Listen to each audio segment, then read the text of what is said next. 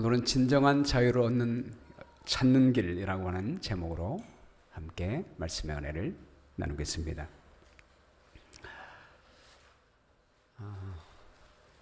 어제 아침 새벽기도 마치고 나서 있는데 우리 송군자 집사님이 저에게 전화를 하셨어요.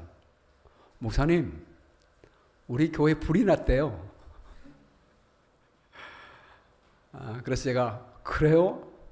제가 깜짝 놀라가지고 제가 차를 타고 우리 교회 오면서 그 사이에 또 급해서 제가 우리 딜런 존스 우리 교회 관리하고 있는 우리 장로님께 전화했습니다. 장로님, 우리 교회 불이 났다는데 확인해 주십시오. 그랬는데 그래요? 제가 여기 살고 있는데 저도 모르겠는데요. 그래도 좀 확인해 달라고 그래서 여기 옵시다니 확인해 보니 우리 교회 불이 안 났다는 거예요. 아무 이상이 없다고. 제가 번뜩 드는 생각이 제가 차를 타고 오다가 우리 교회 불이 안 났다고 하니까 아마 미국 스펜서빌 교회에서 불이 날 것이 가능성이 있겠구나라고 생각이 들어가지고 제가 그를 향했습니다. 집사님 어떻게 아셨습니까? 제가 했더니 메릴랜드 중앙교우가 아침에 뉴스를 듣고 우리 스펜서빌 교회에 불이 났다는 뉴스를 듣고 전화를 했다는 거예요. 그러니까 스펜서빌 교회가 미국 교회 있지 않습니까? 제가 거기 가봤습니다. 가보니까 정말 그 앞에 입구에 바리케이트가 있고 그 앞에 방송국에서 와서 취재를 하고 있는 것입니다. 제가 이쪽 입구에 취재하고 있기 때문에 저쪽 나오는 저쪽으로 제가 바리케이트가 있어서 들어가지는 못하고 앞에 차를 대고 들어가 봤더니 목사님들이 앞에 다 남아 있고 장로님들과 수석 집사님이 거기 앞에 있는 것입니다. 어떻게 됐냐고 그랬더니 어저께 새벽 1시에 교회에서 불이 났습니다. 스펜서빌 교회는 우리 미디어실이 중간에 있거든요. 거기에서 선에서 누전이 발생되면서 불이 난 거예요.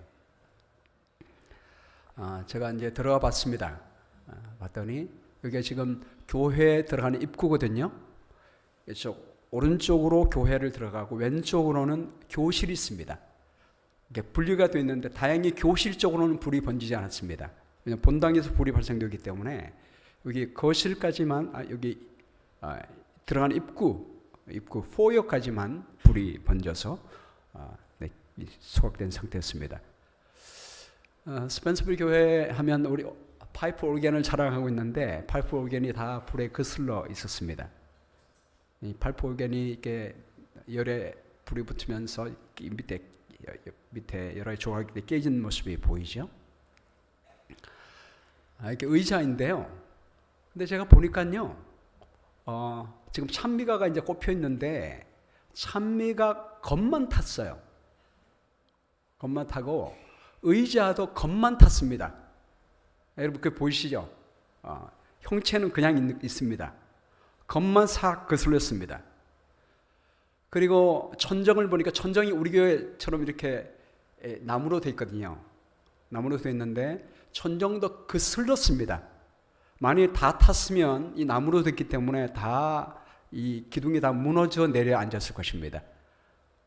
그런데 불이 나자마자 경보음이 울리게 되면서 수석 집사님 집으로 그게 연결됐답니다. 그리고 소방서로도 연결되어 있어가지고 불이 나자마자 수석 집사님이 왔는데 소방서보다 더 빨리 도착했대요. 좀 있으니까 소방서가 와가지고 빨리 진압을 하는 바람에 불이 많이 번지지 않고 이 기둥은 그대로 있습니다. 그냥 거슬린 흔적만 이렇게 있는 모습을 보게 됩니다. 만약 의자가 다 탔으면 어떻게 됐겠습니까? 다 소각되고 없을 게 아니겠습니까? 근데 의자도 형체가 그대로 있는 모습을 보게 됐습니다. 보세요. 의자가 그대로 있지 않습니까? 샹델리아는 떨어져 가지고 밑에 있었습니다. 그리고 놀라운 것은 외부는 전혀 이상이 없습니다. 이게 지금 제가 가서 찍은 사진이거든요. 외부는 전혀 이상이 없습니다. 지붕입니다. 스펜서빌 교회의 지붕은 저희 교회는 아스팔트 싱글로 되어 있기 때문에 아스팔트 싱글은 불에 잘 타지 않지만 여기는 스펜서빌 교회는 나무를 조각내 가지고 붙여놓은 것입니다. 평소 같으면 굉장히 잘 탈 수 있는 소재인데 하나도 타지 않습니다. 여기 옆쪽 사진이 여기 뒤쪽 사진이고요. 이걸 이쪽 사진입니다. 전혀 이상이 없었습니다. 왜 그랬을까라고 생각해 보니까 물론 빨리 진압한 이유도 있겠지만 그날 비가 왔잖아요. 그 전날부터 비가 굉장히 많이 왔습니다. 비가 오니까 이 나무니까 젖었지 않겠습니까? 젖어서 불이 그쪽으로 확 소진되지 않는데, 불이 번지지 않는데 도움이 된 것임을 생각할 때 그것도 참 하나님께 감사한 조건이었습니다. 그 스펜서빌 웨스트사이드에다가 우리 담임 목사님 최드 스톨트 목사님이 이렇게 적었습니다. 우리 스펜서빌 가족은 거의 45년 동안 우리 구주 예수 그리스도께 예배 드려온 집을 잃은 것에 대해서 슬픔을 느낍니다. 그러나 우리는 예수님을 예배하는 것이 건물에 국한되지 않으며 교회는 장소가 아니라 하나님의 백성이 함께 모이는 것임을 알기에 희망 없이 슬퍼하지 않습니다. 예수님께서 죄에서, 애쉬를 말한 거죠. 죄에서 생명과 부흥을 주시는 것을 믿으며 하나님께서 아직 우리에게 보이지 않는 새로운 일을 하실 것이라는 믿음 속에서 슬픔을 이겨내며 나아갈 수 있도록 여러분의 기도를 부탁드립니다 라고 적었습니다. 그리고 우리 최사복의 합회장님 이 교회 담임 목사였었어요 전에. 그리고 이제 합회장이 되셨는데 그분도 적기를 이러한 엄청난 손실로 인해 마음이 아프지만 주님께서 이 어려운 시기를 통해 당신의 백성을 인도하실 것이라는 확신을 가지고 있습니다. 주님께서는 항상 그분의 교회를 위해 공급하실 것입니다. 이제 스펜서빌 교회는 이제 오늘 안식일 날 대총회에서 예배를 드립니다.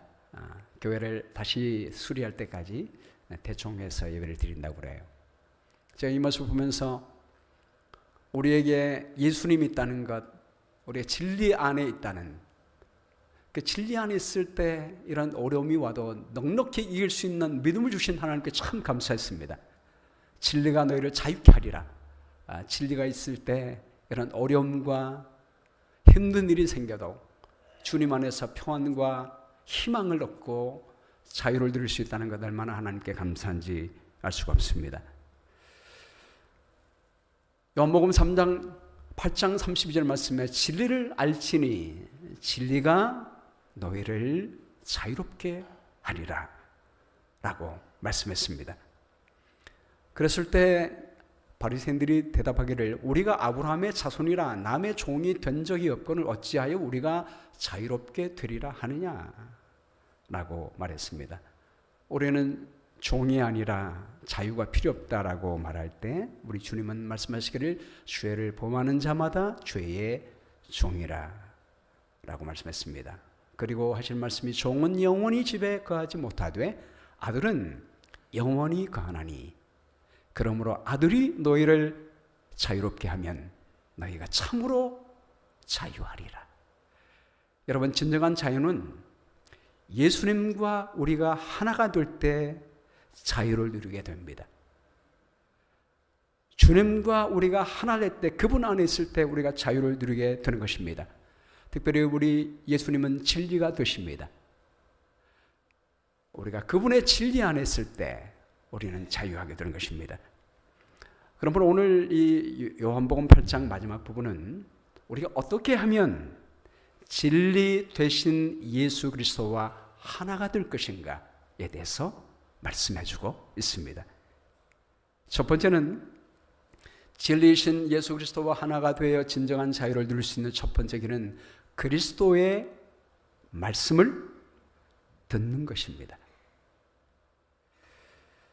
예수님이 말씀하셨어요. 나도 너희가 아브라함의 자손인 줄 아노라.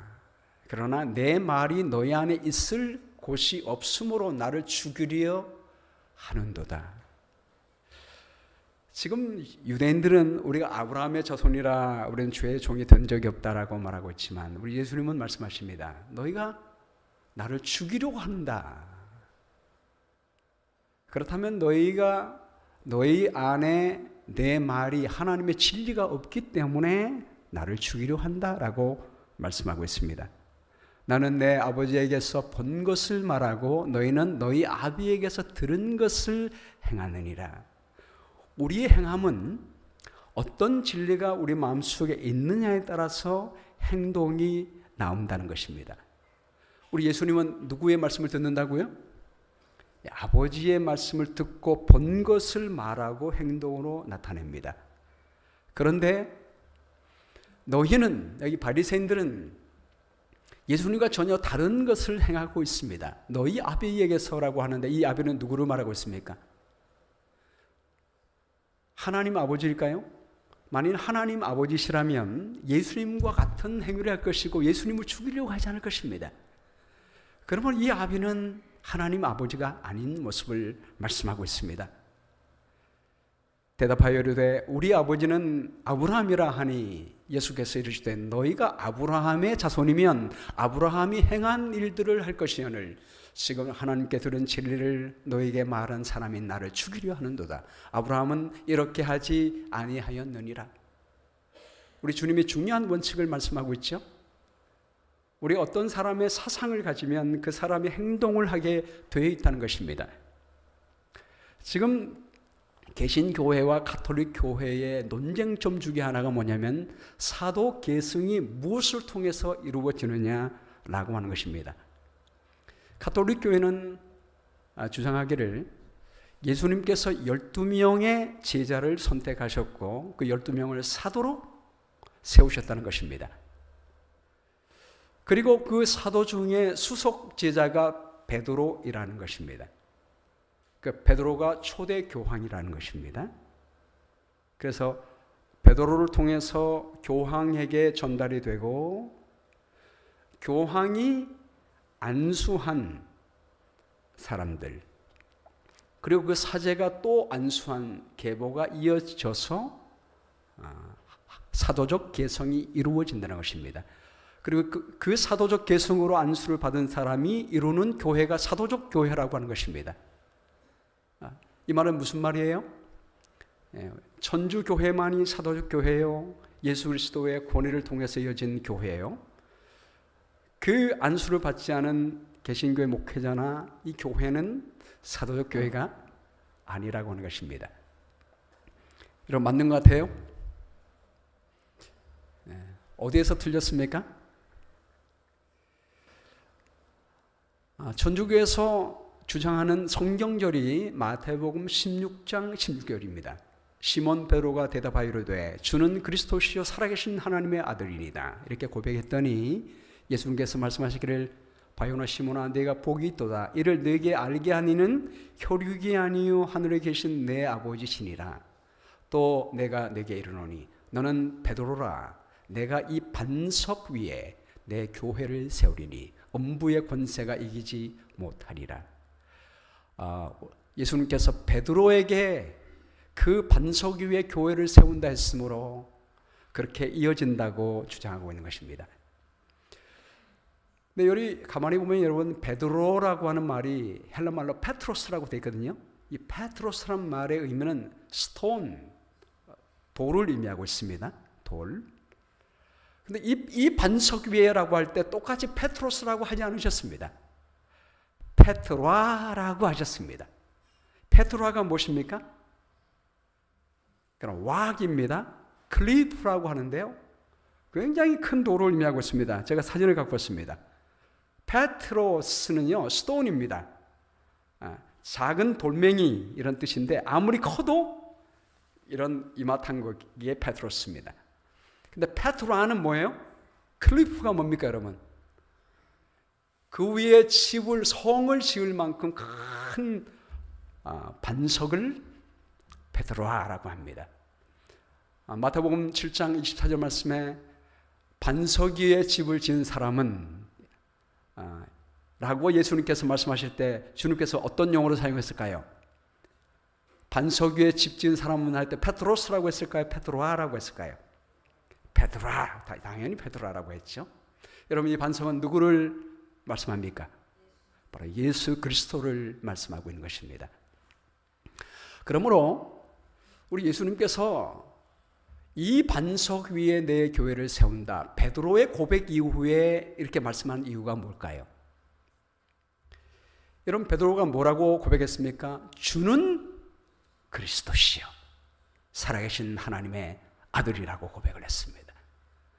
그러므로 반석되신 그리스도, 그분을 하나님의 아들이여 우리의 구주로 고백하는 그 베드로의 믿음 위에 교회를 건설한다는 의미입니다. 교회의 기초는 오직 예수님밖에 없다라고 성경 곳곳에 말씀하고 있습니다. 주님만이 반석이 되십니다. 어떻게 베드로가 반석이 될 수가 있겠습니까, 여러분? 어떻게 그 위에 모든 교회를 세울 수가 있겠습니까? 말이 안 되지요. 베드로가 들어도 놀랄 일입니다. 우리 주님만이 반석이시여 우리의 피난처가 되십니다. 그런데 베드로가 그 주님을 하나님의 아들이시여 살아계신 그리스도라고 고백했기 때문에 그 믿음 위에 교회를 세운다는 말입니다. 내가 천국 열쇠를 내게 주노니, 이 말씀도 그 고백 위에 주겠다는 말씀입니다. 그러므로 베드로는 우리 믿음의 사람을 대표하여 한 것이고, 누구든지 베드로처럼 예수 그리스도를 신뢰하고 믿는 사람은 천국에 들어갈 수 있는 열쇠를 받게 될 줄로 믿습니다. 우리 예수님께서도 누구든지 아버지 하나님의 뜻대로 행하는 자가 내 형제요 자매요 어머니니라 라고 말씀했습니다.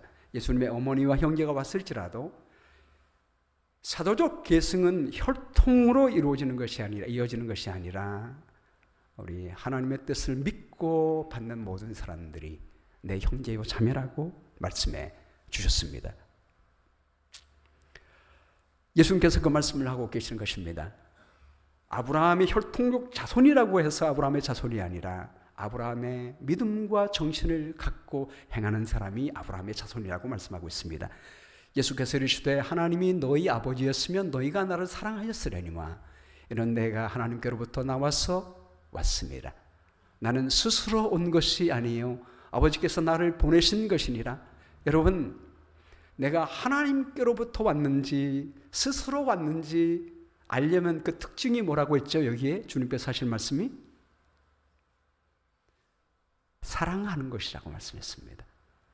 여러분, 바리새인들도 말씀을 많이 들었죠? 네, 많이 봤습니다. 말씀 봤음에도 불구하고 하나님의 사랑의 정신을 갖지 못한 모습을 보게 됩니다. 우리가 그리스도의 정신을 이어받게 된다면 우리의 삶에 사랑의 열매가 맺어지게 될 거예요. 어찌하여 내 말을 깨닫지 못하느냐? 이는 내 말을 들을 줄 알지 못함이라. 우리가 하나님의 말씀을 들어도, 똑같이 들어도 듣는 귀가 있어야 돼요. 들을 귀 있는 자는 들을지어다. 똑같이 들어도 들을 수 있는 능력이 있어야 합니다. 여기 들을 줄 알지 못함이라, 이 말이 두나마이라고 됐는데요. 이거는 능력을 말합니다. able to. 들을 수 있는 능력이에요. 여러분, 듣는 것도 능력이 필요해요.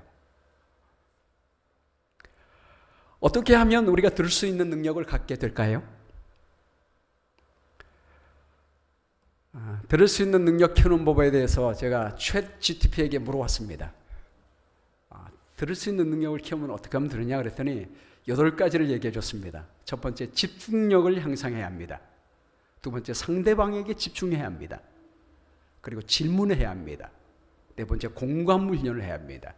다섯 번째, 기억력을 향상해야 하고요. 여섯 번째, 비판적 사고를 해야 합니다. 일곱 번째, 경청하는 연습을 해야 되고, 여덟 번째, 기술적 도구를 사용합니다. 요즘 뭐 유튜브도 있고 여러 가지 들을 수 있는 우리 앱도 있기 때문에 그런 듣는 기술적인 것을 사용할 수 있습니다라고 팁을 줬습니다. 그런데 오늘 주님은 이것보다 중요한 들을 수 있는 능력을 키우는 방법을 말씀해 주셨습니다.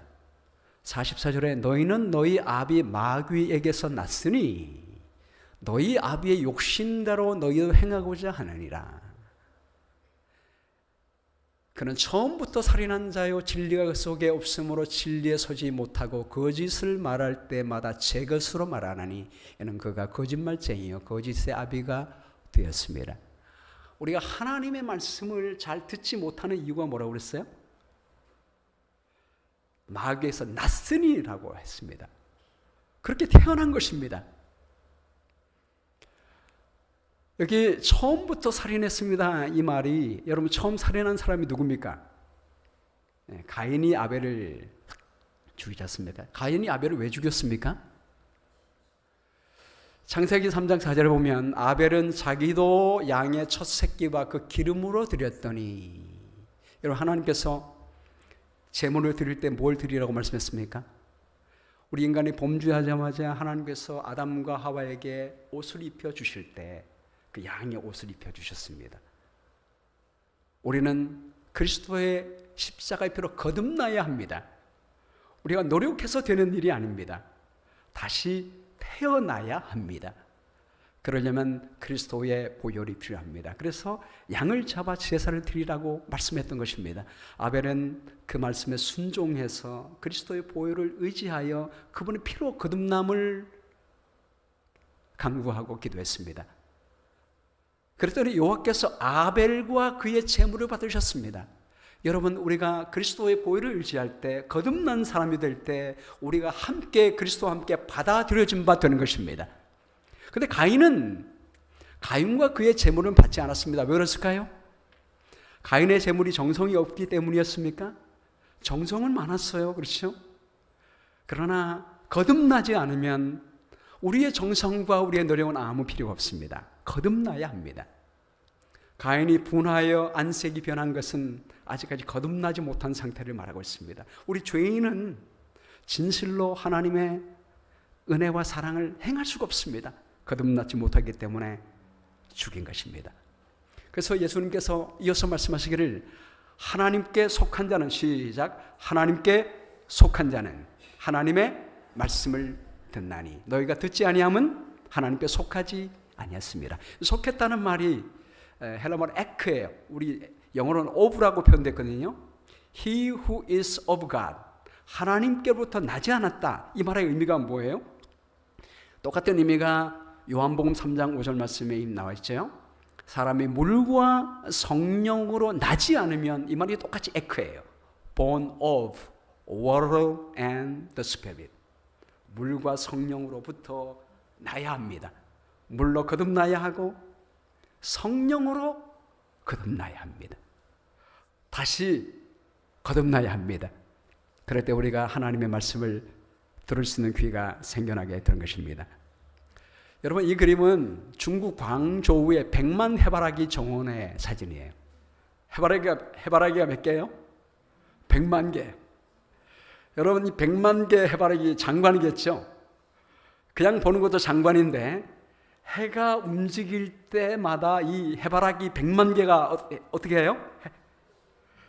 헤드가 해를 따라 쫙 움직이는 것입니다. 와, 얼마나 여러분 장관이겠습니까? 해바라기가 해를 바라보고 햇빛을 받기 때문에 그 빛으로 아름다운 것도 있지만 해바라기니까 해를 보는 거예요. 여러분, 해바라기 중에 해 하나도, 그 중에 하나라도 해 안 보는 해바라기 있습니까? 없을 거예요.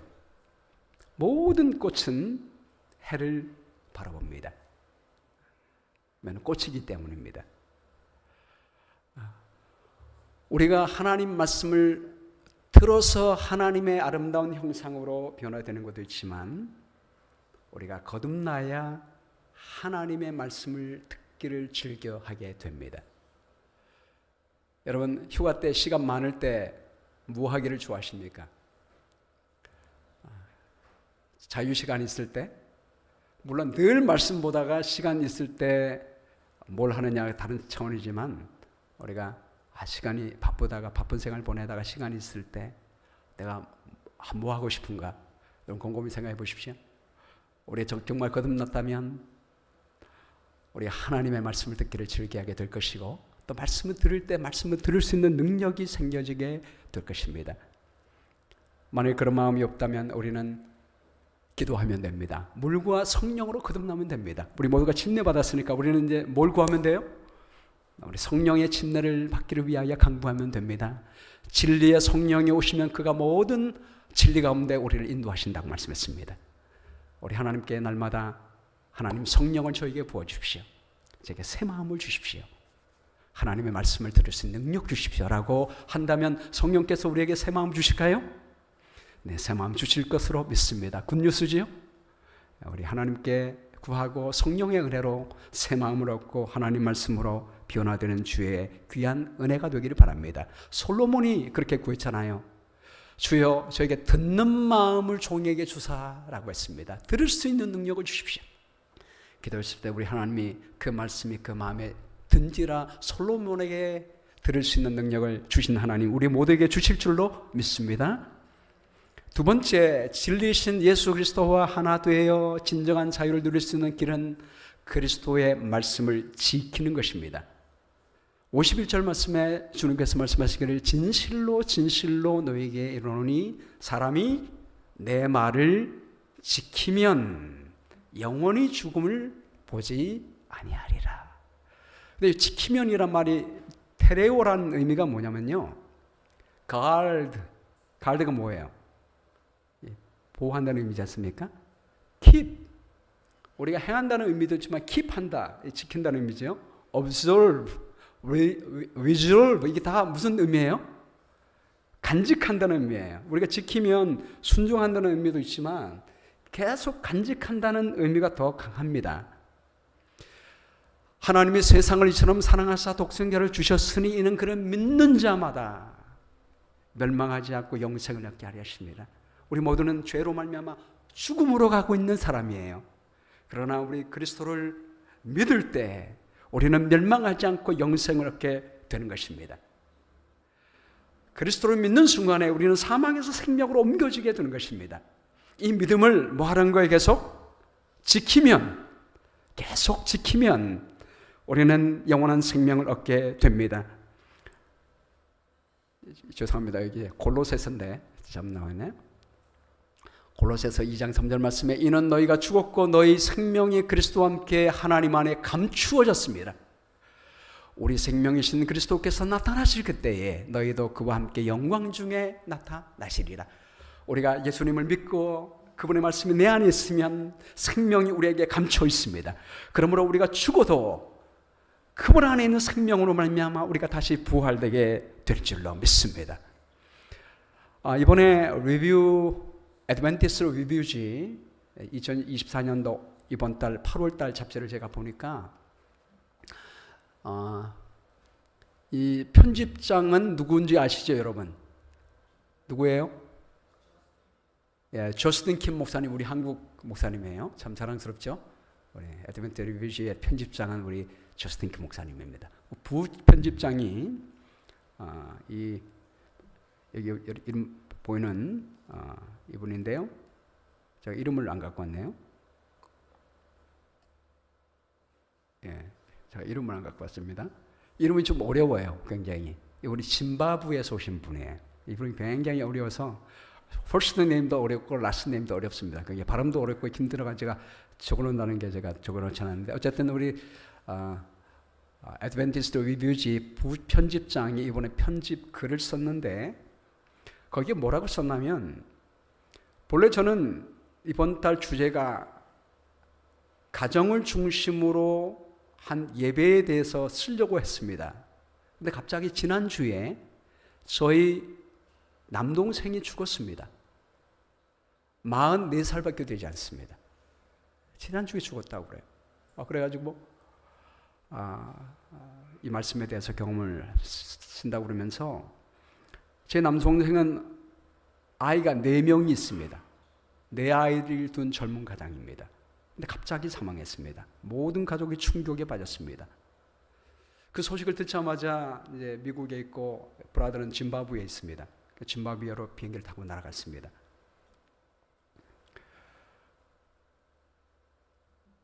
유일하게 혼자 침대 곁에 있는데 이제 인공 호흡기를 떼야 되는데 이런 모든 것들을 결정할 수 있는 것은 본인밖에 없었다고 했습니다. 부모님은 또 다른 곳에 있었기 때문에 필요한 여행 서류를 마련할 수가 없어서 줌으로 지켜볼 수밖에 없는 상황이었습니다.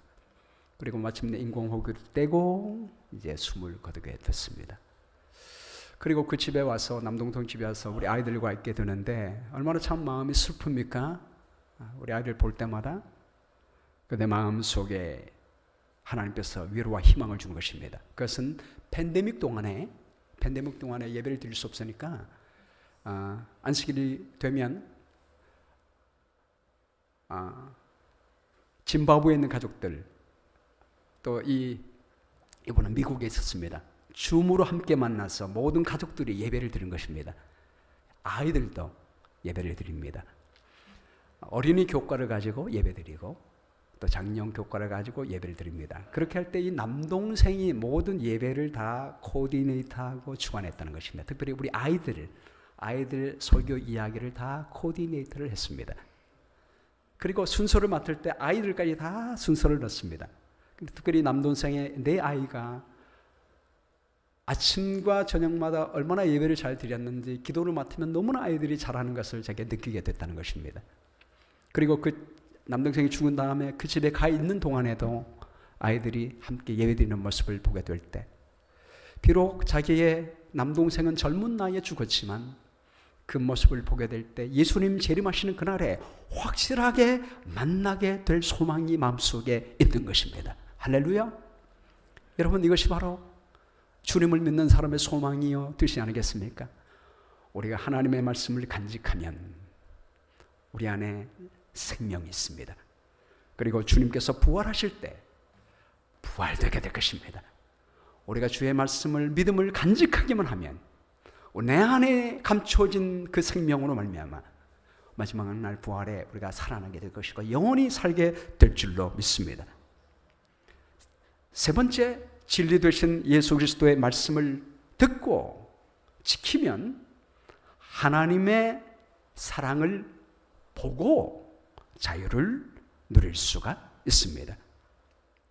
여기 유대인들이 예수님의 이 말씀을 듣고 이해를 못하여, 아직 들을 능력이 없으니까 이해를 못하여 말합니다. 유대인들이 왜 지금 내가 귀신 들린 줄 아노라. 아브라함과 선지자들도 죽었거늘 내 말은 사람이 내 말을 지키면 영원히 죽음을 맛보지 아니하리라 하니 너는 이미 죽은 우리 조상 아브라함보다 크냐? 또 선지자들도 죽었거늘 너는 너를 누구라 하느냐? 그때 주님이 말씀하십니다. 예수께서 대답하시되 내가 내 영광을 돌리면 내 영광이 아무것도 아니거니와 내게 영광을 돌리시는 이는 내 아버지시니 곧 너희가 너희 하나님이라 칭하는 그이시니라. 우리 예수님은 너희가 칭하는 그 하나님이 내 아버지라라고 말씀하십니다. 그리고 유명한 말씀을 하십니다. 시작. 너희는 그를 알지 못하되 나는 아노니 만일 내가 알지 못한다 하면 나도 너희같이 거짓말쟁이가 되리라. 나는 그를 알고 또 그의 말씀을 지키노라. 여기 예수님이 우리 한국말에는 알고 알지가 똑같아요. 근데 헬라말을 보면 다르게 됐습니다. 너희는 그를 알지 못하되, 이 말은요 기노스코를 사용했어요. 나는 아노니, 예수님이 하나님을 안다고 할 때는 에이도를 사용했습니다. 나는 아노니 에이도, 나는 그를 알고 에이도입니다. 여러분, 기노스코와 에이도의 차이가 뭘까요? 제가 중요하기 때문에 중요한 차이니까 제가 여기 정리해서 갖고 왔습니다. 기노스코는 경험을 통해서 알게 되거나 점진적으로 깨닫는 지식이나 이해입니다. 우리는 이렇게 알죠. 우리는 경험적으로 점진적으로 하나님에 대해서 알아갑니다. 근데 에이도는 직관적이거나 즉각적으로 단번에 보고 아는 것입니다. 단번에 이해하는 것입니다. 우리 예수님은 하나님 아버지를 어떻게 알아요? 단번에 아시죠. 직관적으로 아시죠. 보신 분이니까. 우리는 하나님을 점차적으로 경험하면서 이해해 나가지만 우리 예수님은 그렇게 아버지를 안다는 것입니다. 여러분, 우리도 예수님께서 아버지 하나님을 아는 것처럼 알고 싶으십니까? 근데 성경에 그렇게 하나님을 안 사람이 있을까요, 없을까요? 예수님이 이어서 말씀하십니다. 이어서 56절에 시작. 너희 조상 아브라함은 나의 때 볼 것을 즐거워하다가 보고 기뻐하였느니라. 할렐루야. 와, 아브라함이 예수 그리스도를 봤다는 겁니다. 예수 그리스도를 봤다. 아브라함은 훨씬 이전의 사람인데 예수 그리스도 바로 나의 때 예수님이 이 세상에 구세주로 오셔서 십자가에 돌아가시는 그것을 아브라함이 봤다는 것입니다. 어떻게 봤을까요? 어떻게 봤을까요? 하나님이 보여주셨으니까 알죠. 그러니까 이 본 것은 여러분 아브라함이 경험해서 한 것입니까? 아니죠. 하나님이 예수 그리스도가 하나님을 아는 것처럼 알 수 있도록 보여주신 것입니다. 그 본 것을 보고 기뻐하게 된 것입니다. 여러분 우리도 이렇게 되고 싶습니까? 우리 이 이야기를 보면 하루는 하나님께서 아브라함에게 내 아들, 내 사랑하는 독자 이삭을 데리고 모리아 땅으로 가서 그 아들을 번제로 드리라 라고 했습니다. 100살에 얻은 그 아들, 그때 이삭이 몇 살 정도 됐을까요? 틴에이저입니다. 한 14살, 15, 16 그쯤 됐다고 신학교할 때는 생각하고 있습니다. 한창 정말 든든한 나이예요. 그 아들을 번제로 드리라 라고 주님께서 말씀하셨을 때 여러분 들어야 합니까? 듣지 말아야 합니까? 순종하기 쉬워요? 어려워요? 정말 어려운 일이에요. 내 목숨을 달라고 그러면 차라리 드리겠습니다. 그것도 어려운 일이지만 근데 아들의 목숨을 달라고 하는 것, 그것도 그 손으로 번제로 드리라는 것, 이거는 임파서블입니다. 근데 아브라함은 하나님의 말씀에 순종했습니다. 아브라함이 아침에 일찍이 일어났습니다. 자기 아내 사라에게 얘기하면 안 될까 봐 사라에게 얘기하지 않고 번제 드리고 가겠다고 일찍 일어나서 두 종과 함께 아들 이삭을 데리고 하나님이 일러주신 곳으로 갑니다. 그리고 아들을 뉘어놓습니다. 번제단 위에 나무 위에 뉘어놓고 손을 들고 하나님께서 명령하신 대로 번제로 드리기 위하여 죽이려고 칼을 들었습니다. 그때 하나님께서 말씀하셨습니다. 그 아이에게 내 손을 대지 말라. 그에게 아무 일도 하지 말라. 내가 내 아들 내 독자까지라도 내게 아끼지 아니하였으니 내가 이제야 내가 하나님을 경외하는 줄을 아노라. 여러분 하나님께서 이 말씀 속에서 아브라함에게 무엇을 경험하기 위해서 이 말씀하셨습니까? 그날 이삭은 죽지 않았습니다. 이삭 대신 누가 죽었습니까? 어린 양이 죽었습니다. 왜 그 일을 하게끔 했을까요? 그러면 내가 내 아들 내 독자까지라도 내게 아끼지 아니하였으니, 여러분 이 말씀 듣자마자 우리가 생각나는 성경절이 무엇입니까? 하나님이 세상을 이처럼 사랑하사 독생자를 주셨으니, 독자 모노게네스 같은 말이에요. 자기 아들을 아끼지 아니하시고 우리에게 주신 그 하나님이 모든 것을 우리에게 은사로 주지 않겠느냐?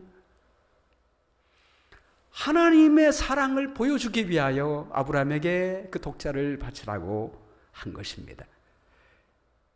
아브라함의 눈을 들어 살펴본 즉 한 숫양이 뒤에 있는데 뿔이 숯불에 걸려 있는지라 아브라함이 가서 그 숫양을 가져다가 아들을 대신하여 번제로 드렸습니다. 여러분 아들을 대신하여 대속으로 그 번제물이 탈 때 여러분 그 모습을 통하여 하나님은 아브라함에게 뭘 보여주셨습니까? 예수 그리스도의 십자가를 보여준 것입니다. 우리 모든 인류의 죄를 다 짊어지시고 우리 죄를 대신하여 번제물로 죽으시는 예수 그리스도, 그분의 죽으심을 통하여 우리 모든 죄가 정결하게 되고 도말되게 되는 그 장면을 보여주셨습니다. 그 이후에 예수님이 부활하셔서 우리에게 영생을 얻는 그 모습을 보여주셨습니다. 아브라함이 그때를 보고 기뻐하게 된 것입니다. 내 아들 대신 죽은 어린 양처럼 나를 포함한 모든 사람의 죄를 대신하여 그리스도께서 죽으심으로 우리 죄가 사해졌습니다. 할렐루야. 그리고 그 은혜로 말미암아 우리 모두가 영원한 생명을 얻게 된 것입니다. 그것을 아브라함은 볼 수가 있었습니다. 보여주셨습니다. 여러분 이것을 보고 난 이후에 아브라함의 생애가 어땠을까요? 그것을 본 이후에 아브라함의 생애는 기뻐했느니라. 정말 기쁨의 인생을 살게 됐습니다. 성경에 이렇게 주님을 귀로만 들었지만 눈으로 본 사람들이 있습니다. 욥기도 마찬가지죠. 욥도 전에는 제가 귀로 들었습니다. 듣는 능력도 중요하지만 이제는 주님을 눈으로 보게 됐습니다. 여러분, 이거를 우리 영어에 an eye-opening experience라는 말이 있습니다. 눈이 번쩍 뜨여진 경험이 있습니다. 여러분, 이런 모든 눈이 띄어지는 영적 눈이 띄어져서 하나님의 사랑을 보고 살아가시는 우리 모두가 되기를 주의 이름으로 축원합니다. 근데 우리가 기적을 보고 믿는 것과 믿음으로 보고 행했을 때 기적을 경험한 것 차이가 있습니까? 예, 차이가 있습니다. 유대인들은 표적을 보기를 원했습니다. 보여주면 믿겠습니다. 그러나 주님은 보지 않고 믿는 것이 복이 있다라고 말씀했습니다. 그러나 보지 않고 믿는다는 것은 못 본다는 얘기가 아닙니다.